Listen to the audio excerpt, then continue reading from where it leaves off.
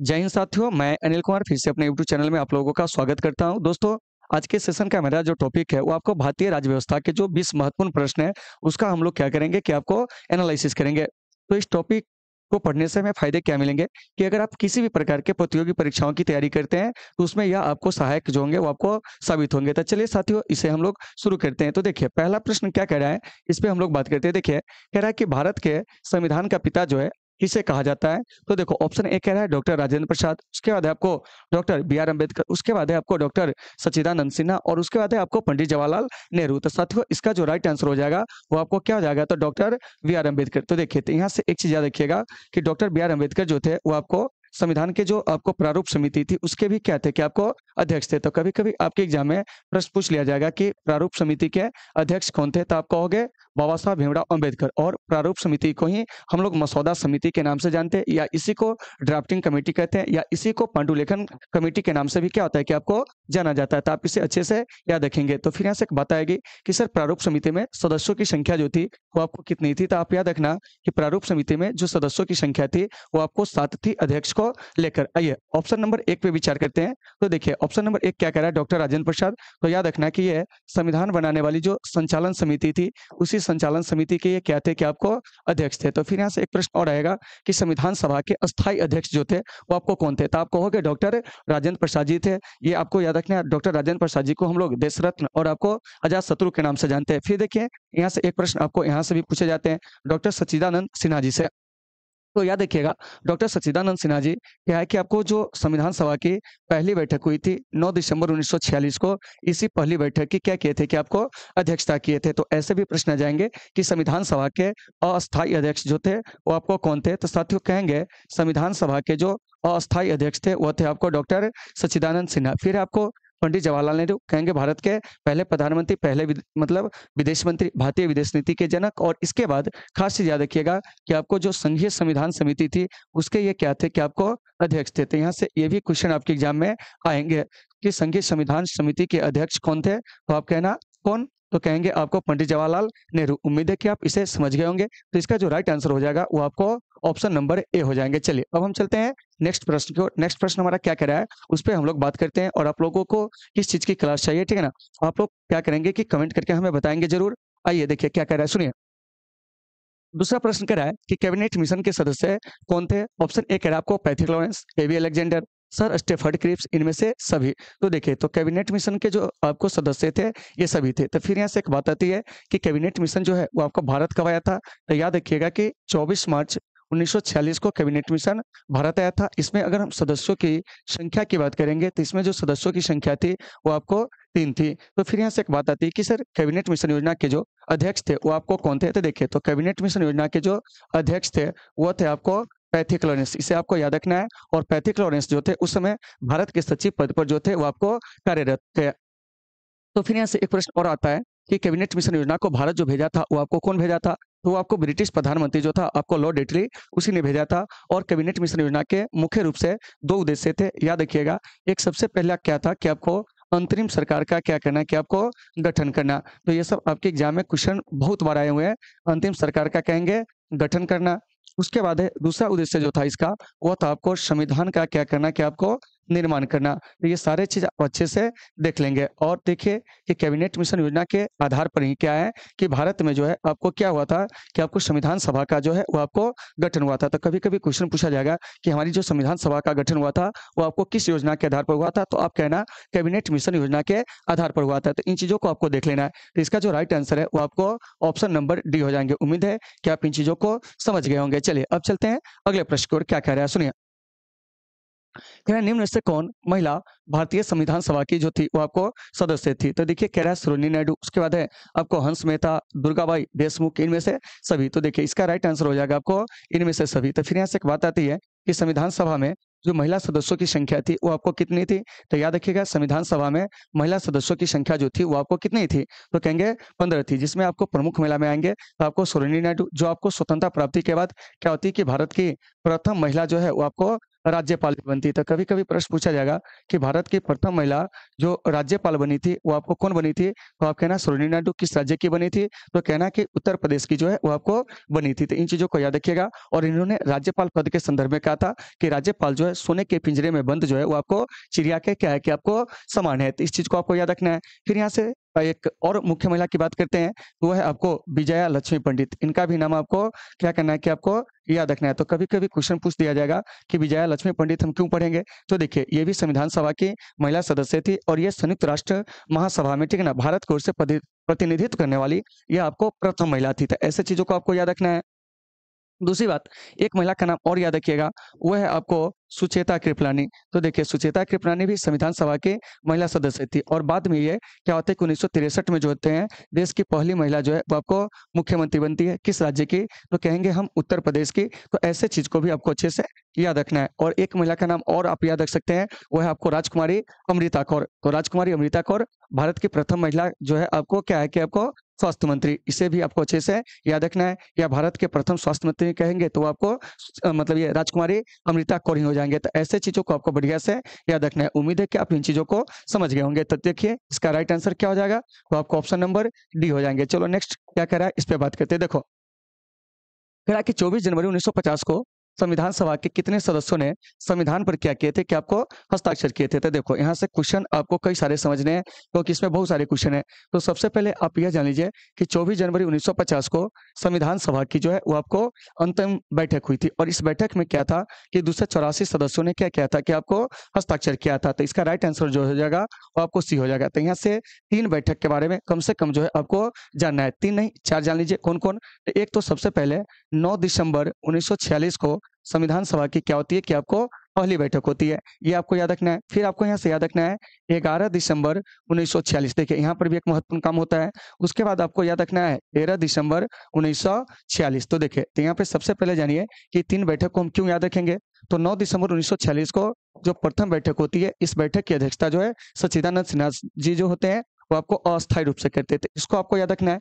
दूसरी बैठक जो इसकी होती है 11 दिसंबर 1946 को, इस दिन क्या होता है कि आपको डॉक्टर राजेंद्र प्रसाद को संविधान सभा का अस्थायी अध्यक्ष जो होता है वो आपको चुना जाता है। दूसरी बात कि बी एन राव को जो होते हैं संविधान सभा के संवैधानिक सलाहकार चुने जाते हैं। उसके बाद जो है 13 दिसंबर 1946 को संविधान सभा के समक्ष जो होता है वो आपको उद्देश्य प्रस्ताव जो होता है वो आपको पेश किया जाता है। तो प्रश्न आएगी कि उद्देश्य प्रस्ताव किसने पेश किया था? तो आप कहना पंडित जवाहरलाल नेहरू ने जो है वो आपको पेश किया था और इसी उद्देश्य प्रस्ताव के आधार पर क्या होता है कि हमारी जो उद्देशिका है वो आपको क्या होती है कि आपको बनती है। तो इन सभी चीज़ों को आप बढ़िया से देख लोगे। तो ऑप्शन जो सी है वो इसका क्या है कि आपको राइट आंसर है। चलिए अब चलते हैं अगले प्रश्न की ओर। अगला प्रश्न हमारा क्या कर रहा है उस पे बात कर लेते हैं। देखिए, कह रहा है कि संविधान सभा द्वारा प्रारूप समिति का गठन जो है वो आपको कब किया गया था? तो देखिए, संविधान सभा के द्वारा जो प्रारूप समिति का गठन किया जाता है वो आपको 29 अगस्त 1947 को। तो ऑप्शन ए जो है इसका राइट है। तो फिर यहाँ से बात आएगी कि प्रारूप समिति का गठन क्यों किया गया था? तो कहेंगे संविधान के प्रारूप पर विचार विमर्श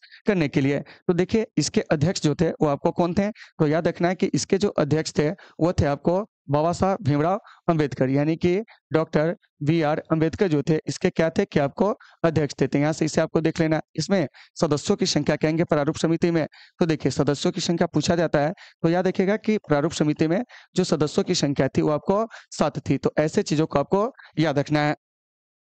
प्रारूप समिति को ही हम लोग क्या कहते हैं कि आपको अंग्रेजी में ड्राफ्टिंग कमेटी के नाम से जानते हैं, या इसे मसौदा समिति भी कहते हैं, या इसे पांडुलेखन समिति के नाम से भी क्या कहते हैं कि आपको जानते हैं। तो ऑप्शन ए इसका राइट हो जाएगा। चलिए नेक्स्ट देखिए क्या कह रहा है, सुनिए। कह रहा है कि भारत के संविधान को किस काल के बीच जो है वो आपको सूत्रबद्ध किया गया था? तो देखिए कह रहा है दिसंबर 1936 से 1939 के बीच। इसका कह रहा है दिसंबर 1946 से दिसंबर 1949 के बीच। तो इसका जो राइट आंसर हो जाएगा वो आपको यही हो जाएगा। अब हम कहेंगे कैसे? तो देखिए, तो संविधान सभा की जो पहली बैठक होती है 9 दिसंबर 1946 को और हमारा जो संविधान होता है वो आपको बनकर तैयार हो जाता है 26 नवंबर 1949 को। इसीलिए इसका जो राइट आंसर हो जाएगा वो आपको क्या हो जाएगा? तो आपको ये बी हो जाएगा। और संविधान बनने में 2 वर्ष 11 माह 18 दिन लगा और भारत का संविधान जो है दुनिया का सबसे जो है आपको विशालतम संविधान है और हमारा संविधान जो है आपको लिखित है। क्या है? लिखित है। और लिखित संविधान को बनाने के लिए क्या होते हैं कि आपको संविधान सभा का गठन किया जाता है। हमारा संविधान जो है वो आपको निर्मित है। क्या है? निर्मित है। तो फिर यहाँ से एक बात आती है कि लिखित संविधान किसे कहते हैं? तो देखिए वो संविधान जिसमें लिखित अंश जो हो वो आपको ज़्यादा हो और लिखित अंश कम हो तो उसको हम लोग कहते हैं लिखित संविधान। तो उम्मीद है कि आप इसे समझ गए होंगे। चलिए अब चलते हैं, अगला प्रश्न हमारा क्या कह रहा है उस पे हम लोग थोड़ा-सा क्या करते हैं कि आपको बात कर लेते हैं। देखिए यहाँ कह रहा है कि संविधान सभा के अध्यक्ष जो थे वो आपको कौन थे?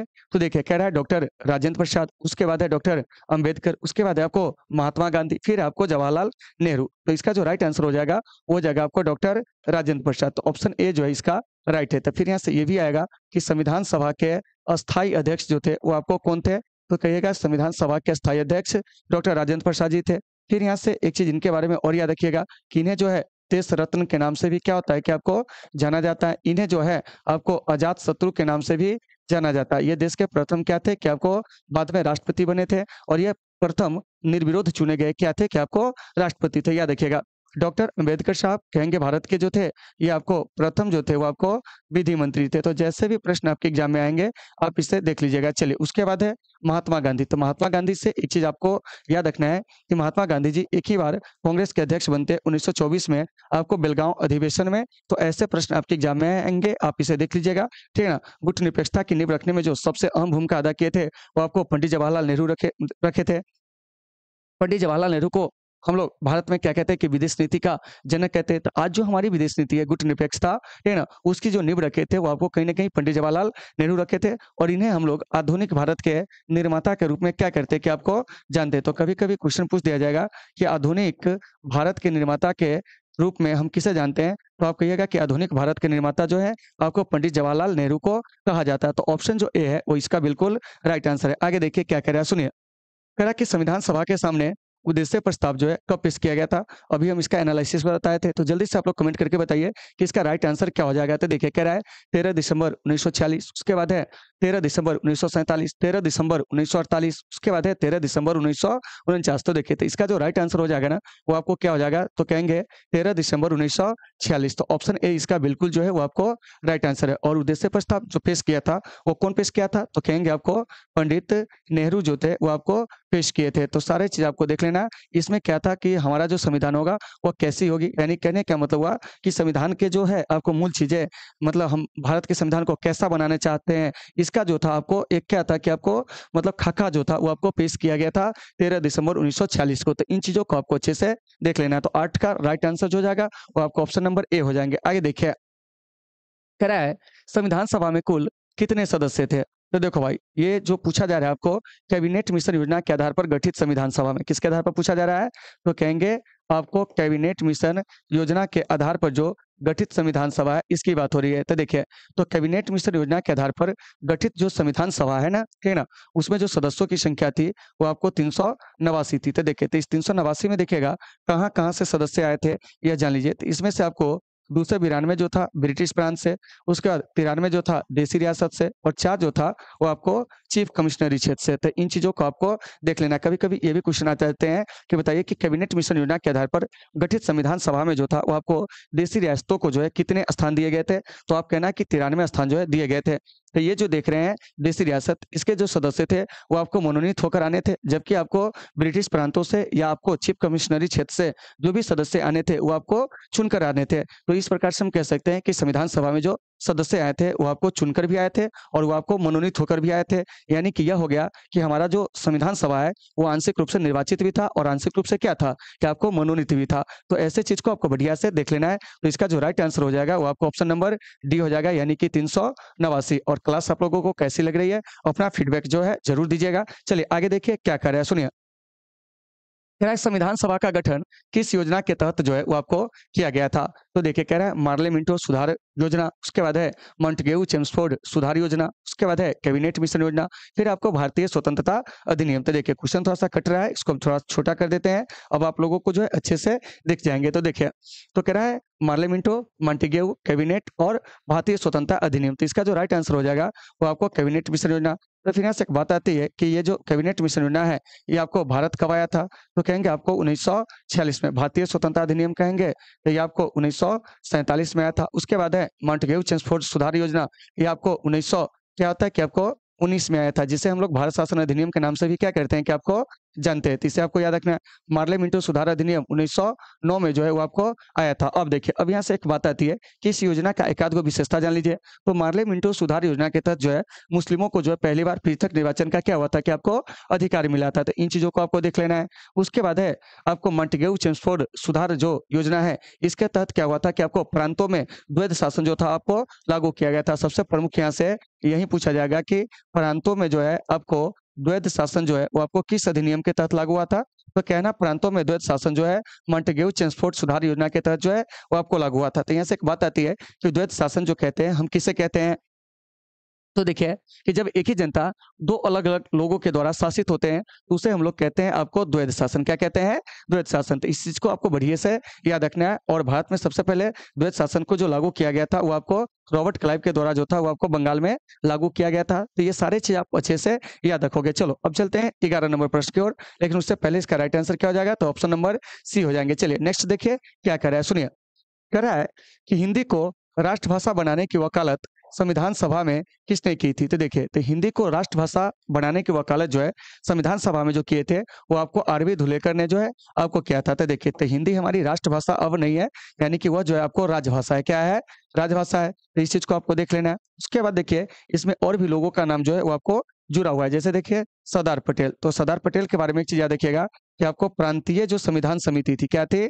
आपको प्रांतीय संविधान समिति, इसी प्रांतीय संविधान समिति के ये क्या थे कि आपको अध्यक्ष थे। तो इस बात को आपको याद रखना है। इसके अलावा मौलिक अधिकारों, अल्पसंख्यकों, जनजाति से जो क्षेत्र की समिति थी, उसके भी जो अध्यक्ष थे वो आपको सरदार वल्लभ भाई पटेल थे। इन्हें हम लोग आयरन मैन ऑफ इंडिया के नाम से क्या कहते हैं कि आपको जानते हैं। तो कभी-कभी क्वेश्चन आ जाता है आपके एग्जाम में कि भारत का जो लौह पुरुष है वो हम किसे कहते हैं। तो देखिए, तो भारत का जो लौह पुरुष है वो हम कहते हैं सरदार वल्लभ भाई पटेल को। तो आपको याद रखना है। चलिए, दूसरी बात जो है, बारदौली सत्याग्रह में ये अहम भूमिका निभाए थे। बारदौली सत्याग्रह 1928 में हुई थी। तो सारी चीज आप याद रखोगे। जवाहरलाल नेहरू के बारे में अगर हम बात करते हैं, तो देखिए इनके बारे में एक चीज याद रखिएगा कि ये भारत के पहले प्रधानमंत्री थे। इनका प्रधानमंत्री पद पर जो कार्यकाल है वो सबसे लंबा है। लगातार 3 बार निर्वाचित होने वाले अब तक के देश के एकमात्र ये क्या है कि आपको प्रधानमंत्री है। डॉक्टर राजेंद्र प्रसाद प्रथम निर्विरोध चुने गए राष्ट्रपति है। राष्ट्रपति पद पर जो है लगातार 2 बार ये जो है आपको चुने गए हैं, ठीक है ना, चुनाव के द्वारा जो होते हैं वो, ठीक है ना। तो यहाँ से कभी-कभी प्रश्न पूछ लिया जाएगा कि बताइए कि भारत के एकमात्र राष्ट्रपति ऐसे कौन है जो लगातार 2 कार्यकाल के लिए चुने गए, वो कौन हो जाएंगे? तो आपको डॉक्टर राजेंद्र प्रसाद। तो सारे चीज जैसे भी आपके एग्जाम में आए, आप इन चीजों को बढ़िया से देख लेना। और ऐसे क्वेश्चन सब जो होते हैं वो आपके एग्जाम में आते हैं। आगे देखिए क्या कर रहा है, सुनिए। लेकिन उससे पहले इसका राइट आंसर वो आपको बी हो जाएगा। चलिए नेक्स्ट क्या कह रहा है, सुनिए। कह रहा है कि संविधान सभा में अल्पसंख्यकों, क्या है? अल्पसंख्यकों के लिए, है ना, पृथक निर्वाचन के पक्ष में किसने जोरदार ढंग से जो है आपको मांग रखी थी। तो देखिए, तो इसमें जो है आपको कह रहा है डॉक्टर राजेंद्र प्रसाद, उसके बाद कह रहा है आपको आरवी धुलेकर ने, उसके बाद है जवाहरलाल नेहरू, उसके बाद है आपको सरदार पटेल। क्या है? सरदार पटेल। तो देखिए, तो इसमें 2 व्यक्ति का नाम आता है, लेकिन यहाँ पर जो कुछ ऑप्शन जो है वो आपको नहीं दिए गए। क्या है? नहीं दिए गए हैं, ठीक है ना। तो इसका जो आंसर है आप लोगों को छोड़ देना है। क्या है? छोड़ देना। बाकी इन लोगों के बारे में अगर आपको जानना है तो और भी चीज जान लीजिए कि डॉक्टर राजेंद्र प्रसाद जो है प्रथम राष्ट्रपति थे। इनका जो संबंध है वो आपको बिहार से, ऐसा चीज आप कह सकते हो। कभी-कभी पूछ लिया जाता है कि देश के प्रथम राष्ट्रपति का संबंध जो है वो आपको किस राज्य से, तो आप कहोगे बिहार से है। बिहार के जो आपको क्या होता है कि सिवान में इनका जो होता है वो आपको जन्म होता है।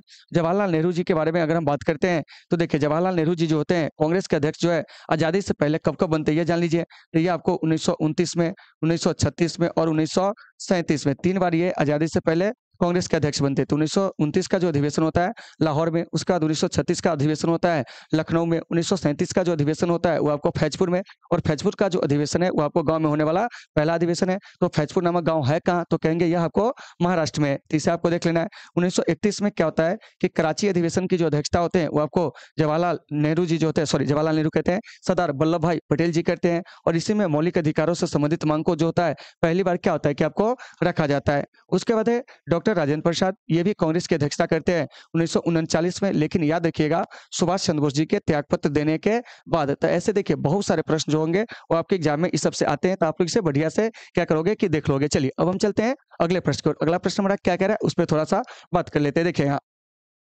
कह रहा है भाई कि पाकिस्तान शब्द किसने दिया था। तो देखिए कह रहा है मोहम्मद अली जिन्ना, लियाकत अली, चौधरी रहमत अली। उसके बाद कह रहा है आपको इकबाल। तो इसका राइट आंसर हो जाएगा चौधरी रहमत अली। तो चौधरी रहमत अली ने कब दिया था? 1933 में, याद रखिएगा। और चौधरी रहमत अली जो है वो आपको कैम्ब्रिज विश्वविद्यालय का क्या था कि आपको छात्र था।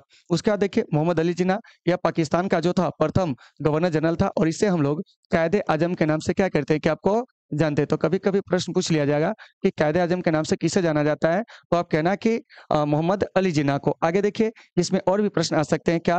देखिए कि लियाकत अली, तो यह पाकिस्तान का जो था वो आपको प्रथम जो था वो आपको पीएम था। तो इसे आपको याद रखना है, सारे जहां से अच्छा हिंदुस्तान हमारा जो गीत है वो आपको मोहम्मद इकबाल ने क्या किया था कि आपको लिखा था। तो 13 का जो राइट आंसर हो जाएगा वो आपको क्या हो जाएगा? तो आपको ऑप्शन नंबर सी हो जाएगा। चलिए आगे, कह रहा है कि फ्रंटियर गांधी या सीमांत गांधी के नाम से किसे जाना जाता है? तो देखिए फ्रंटियर गांधी या सीमांत गांधी के नाम से कहेंगे तो वो आपको खान अब्दुल गफ्फार खान को जाना जाता है। और इनके बारे में एक चीज याद रखिएगा कि खान अब्दुल गफ्फार खान कि आपको प्रथम विदेशी थे जिन्हें भारत रत्न सम्मान से जो है सम्मानित किया गया था। तो इन्हें भारत रत्न सम्मान जो है आपको 1987 ईस्वी में जो है वो आपको मिला था। इस चीज को देख लीजिएगा। और भारत रत्न सम्मान जो है भारत का जो है सबसे बड़ा जो है आपको नागरिक सम्मान है, इसे भी आपको याद रखना है। और नागरिक सम्मान को हम लोग 3 कैटेगरी में बांट कर पढ़े हुए हैं। क्या एक जो है आपको क्या कहते हैं कि आपको भारत रत्न है, उसके बाद आपको पद्म अवार्ड है। पद्म अवार्ड के अंतर्गत जो होते हैं वो आपको 3 प्रकार के अवार्ड आते हैं। जैसे आपको एक जो होता है पद्मा विभूषण, एक होता है आपको पद्मा भूषण, एक होता है आपको पद्माश्री। तो वो सब जब हम अवार्ड पढ़ेंगे तो उस पे बात करेंगे,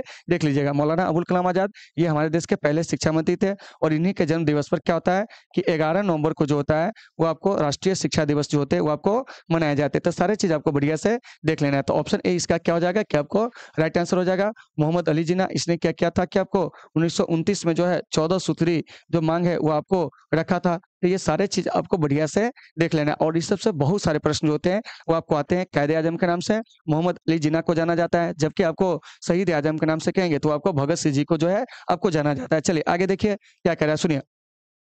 कह रहा है कि हिंदू महासभा की स्थापना जो है वो आपको किस वर्ष हुई थी? तो भाई हिंदू महासभा की जो स्थापना होती है ना वो आपको 1915 में होती है। तो ऑप्शन जो इसका बी है वो आपको राइट है। और इसके संस्थापक में जो मुख्य व्यक्ति थे वो थे आपको पंडित मदन मोहन मालवीय थे। और यह भी भारत की क्या है कि आपको एक सांप्रदायिक पार्टी थी उस समय की। आगे देखिए क्या कह रहा है। और यहाँ पर एक ऑप्शन और है 1907, इसका एनालिसिस कर लीजिए। तो 1907 में क्या होता है कि स्वतंत्रता से पहले सूरत अधिवेशन में जो होता है वो आपको कांग्रेस का क्या होता है कि आपको विभाजन होता है। तो इसे भी आपको याद रखना है। सूरत अधिवेशन की अध्यक्षता करते कौन है? तो कहेंगे रास बिहारी बोस जी करते हैं। 1939 में जो आपको त्रिपुरी अधिवेशन हुआ था, इस त्रिपुरी अधिवेशन की जो अध्यक्षता किए थे आपको कौन? तो कहेंगे आपको सुभाष चंद्र बोस जी, क्योंकि त्रिपुरी अधिवेशन में ये चुनाव को जीतते हैं। उसके बाद है 1929 में जो कांग्रेस का लाहौर अधिवेशन होता है, क्या होता है? लाहौर अधिवेशन। इस लाहौर अधिवेशन की जो अध्यक्षता करते हैं पंडित जवाहरलाल नेहरू कहते हैं। और इसी में सबसे पहले पूर्ण स्वराज्य का प्रस्ताव जो है वो आपको पारित हुआ था। तो देखिए तो एक वर्ष से बहुत सारे क्वेश्चन आ सकते हैं। 1939 में द्वितीय विश्व युद्ध भी क्या होती है शुरू होती है। तो ऐसे बहुत चीज होंगे जो आपके एग्जाम में पूछे जाते हैं, आप लोग बढ़िया से देख लोगे। आगे देखो क्या कह रहा है, सुनो। कह रहा है कि कांग्रेस और मुस्लिम लीग में लखनऊ समझौता कब हुआ था? तो देखिए तो कांग्रेस और मुस्लिम लीग में जो लखनऊ समझौता होता है वो आपको दिसंबर 1916 में होता है। तो फिर यहाँ से एक बात आती है कि लखनऊ जो आपको समझौता हुआ था इसकी अध्यक्षता कौन किए थे? तो कहेंगे अंबिका चरण मजूमदार ने किया था। कौन किया था? अंबिका चरण मजूमदार ने लखनऊ अधिवेशन की क्या किया था कि आपको अध्यक्षता किया था। तो ऑप्शन जो इसका बी है वो आपको राइट हो जाएगा। चलिए आगे देखिए क्या कह रहा है, सुनिए। कह रहा है किसका प्रकाशन मौलाना अबुल कलाम आजाद ने किया था? तो देखिए मौलाना अबुल कलाम आजाद के बारे में अगर हम बात करते हैं तो वो आपको अल हिलाल का क्या किए थे कि आपको संपादन किए थे। इसके अलावा एक चीज और याद रखिएगा, इंडिया क्या है? इंडिया विंस क्या है? Wins freedom. ये भी जो लिखे थे वो आपको कौन लिखे थे? तो कहेंगे मौलाना अबुल कलाम आजाद। ये कौन थे? तो कहेंगे देश के पहले जो थे वो आपको प्रथम आपको शिक्षा मंत्री थे। क्या थे? शिक्षा मंत्री। और इन्हीं के जन्म दिवस पर क्या होता है जानते हैं कि आपको हमारे यहाँ 11 नवंबर को जो होता है ना साथियों, वो आपको राष्ट्रीय शिक्षा दिवस जो होते हैं वो आपको मनाए जाते हैं। तो कभी कभी आपके एग्जाम में ये प्रश्न पूछ लिए जाते हैं कि राष्ट्रीय शिक्षा दिवस जो है कब मनाए जाते हैं, तो आप कहोगे कि 11 नवंबर को मनाए जाते थे। ये चीज देख लीजिएगा, ठीक है ना। कॉमनवेल्थ का जो है वो आपको एनिवेसेंट है, इसे देख लीजिएगा। यंग इंडिया कहेंगे तो वो आपको महात्मा गांधी। तो ऐसे बहुत सारे प्रश्न आपके एग्जाम में आएंगे। आगे चलिए, तो इसका राइट आंसर डी हो जाएगा। चलो नेक्स्ट क्या करा है इस पे बात करते हैं। देखिए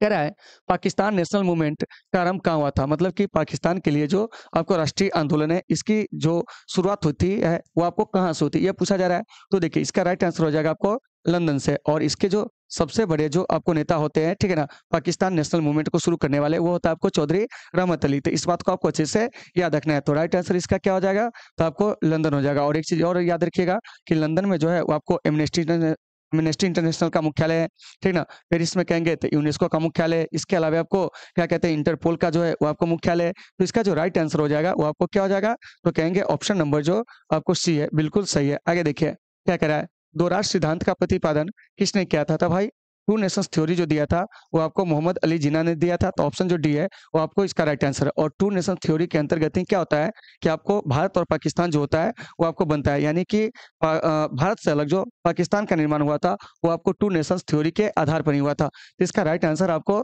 डी हो गया। आगे देख लीजिएगा उसके बाद क्या कह रहा है सुनिए। कह रहा है 1947 में भारत की स्वतंत्रता के समय ब्रिटेन के प्रधानमंत्री कौन थे? तो देखिए तो स्वतंत्रता के समय भारत की स्वतंत्रता के समय ब्रिटेन के जो प्रधानमंत्री थे वो आपको क्लीमेंट एटली थे। तो ऑप्शन बी इसका राइट है। क्लीमेंट एटली का संबंध किससे है? तो कहना आप लेबर पार्टी से। किससे है? लेबर पार्टी से था। दूसरी बात आप यहाँ से एक चीज और याद रखिएगा कि द्वितीय विश्व युद्ध के समय ब्रिटेन के प्रधानमंत्री कहेंगे तो वो आपको विंस्टन चर्चिल था। और विंस्टन चर्चिल का जो संबंध है वो आपको कंजर्वेटिव पार्टी से था। तो इन चीजों को आपको देख लेना है। तो देखिए यहाँ से 2 प्रश्न आपके एग्जाम में पूछे जाते हैं। या क्वेश्चन ये भी पूछा जाता है कि भारत की जिस समय आपको आजादी मिली उस समय जो है ब्रिटेन में किस पार्टी की सरकार थी? तो कहना आप लेबर पार्टी की सरकार। तो ऑप्शन जो बी है वो इसका क्या है कि आपको राइट आंसर है। तो साथियों आज हम लोग क्या किए हैं कि पॉलिटी से जुड़े हुए जो 20 महत्वपूर्ण प्रश्न था उसका हम लोग एनालिसिस किए। और आप लोगों को क्लास कैसी लगी आप लोग अपना फीडबैक जो है जरूर देंगे। तो चलिए साथियों आज की इस क्लास को हम लोग यहीं पे विराम देते हैं। फिर मिलते हैं आपसे कल एक बेहतर क्लास के साथ। जब तक के लिए आप सभी साथियों से सुविधा। Take care all of you.